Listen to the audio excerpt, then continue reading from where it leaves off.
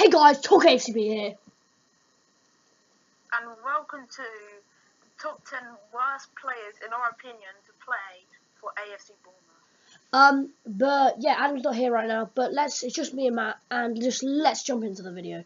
So firstly, we're going to go with the guy Murray, explain our thoughts on this one. Now, Murray, he has scored crucial goals. We can all agree with that, especially like once against Chelsea. He scored some headers, he scored goals but it's just not enough. It only pops up at those one times, but he doesn't it's not consistent. And for us, that's not enough to be a top quality striker for AFC Bournemouth. And talking about strikers, we're going to be moving on to the man, Tikalo Ranty. Now, our reasoning behind this is Ranty's been playing well, and that's why he's near the start of this list, so he's not as bad as the others. But he really has never reached the heights, has he? No, he hasn't reached the height. He hasn't scored goals. I remember when I went to Burnley, that cracker he scored. Oh, that was amazing. It's nice to see him play, and he was a good player, and everyone really loved him. But when it comes to the best players, he is not up there, is he? No. So he was a fan's favourite, kind of. Yeah. But not fan's favourite in quality. So now we move on to Joe Partington. Now this guy didn't play many games for us, but when he did, he wasn't a standout player. He played at centre back and CDM, and he was pipped. The main reason I think we put him in here was because he was pipped to be one of the next the Wales players. So he would be playing around now in the Euro 2016, and he's nowhere near that squad, and he will never be anywhere near that squad. And that's a shame for him because he had promise, and he couldn't live up to his potential. At number 7, we have quite a debatable one. We have Christian Atsu. The thing is with Christian Atsu is he's got experience, but he's not showed form.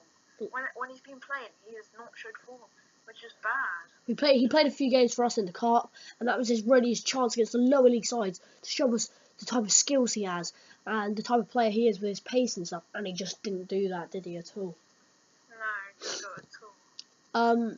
That's quite disappointing because he was also meant to be quite a promising player.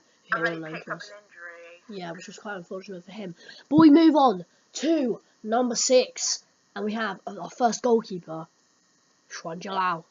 Oh yeah, Xuan Jalao. He's completely terrible.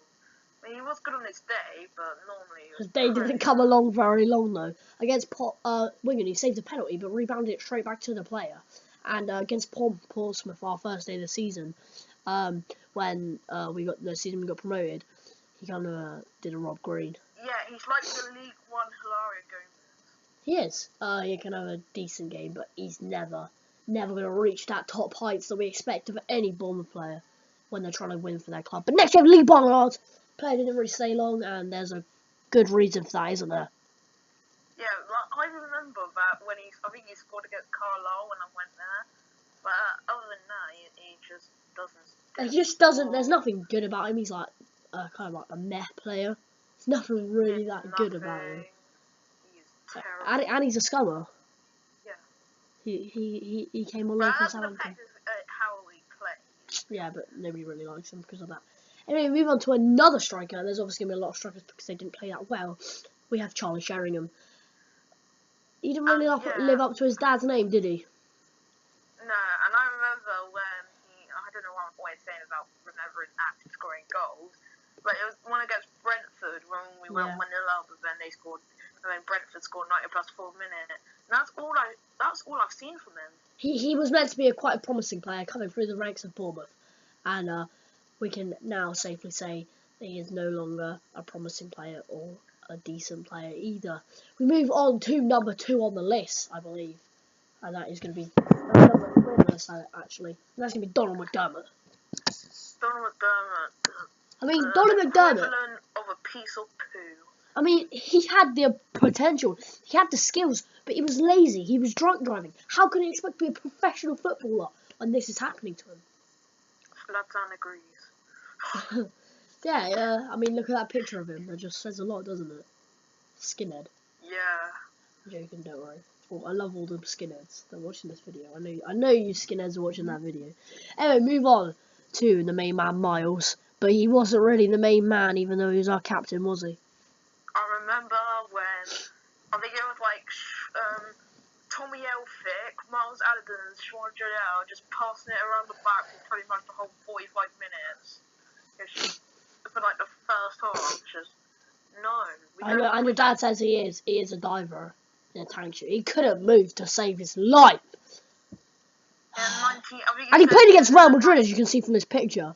But yeah, I think he said he was like in a 1970s diving suit. but moving on to number 1 player, and you can explain the man on the screen now. Frank Demouge, the legendary Frank Demouge. He was a bit of a beast, to say the least. Yeah, we could all say that. I think he even scored 1 goal for us. He was lazy. He had 0 fitness, 0 pace, and 0 shooting. He was absolutely woeful. He's probably worse than the ladies in the dance class, to be honest. He is worse than Fernando Torres with that 1 shot against Manchester United. He's properly shocking, and he came from quite a big club in Holland, I hear. Yeah. He just didn't really live up to the. Yeah. I think at the time he was our record signing, but he didn't really live up to the price that we bought him for. Now that's gonna be the end of the video. But we put a manager to this team, possibly the worst manager in AFC Bournemouth history. Probably the worst manager in the whole entire existence of the world. His name's Paul Gross. Now what can we say about this lad? He absolutely ruined the club, like not like Harry Redknapp. But he was our academy manager, and he joined. Yeah, we couldn't find any other managers who were actually good, but we thought he was going to be promising because he won like the first 2 games of being in charge. At the end, I think it was 2011-2012 season. And he put us into the relegations in the League One. And then the same Eddie Howe came and saved us all. I don't even think Eddie Howe could win the conference with this team. I'm sorry.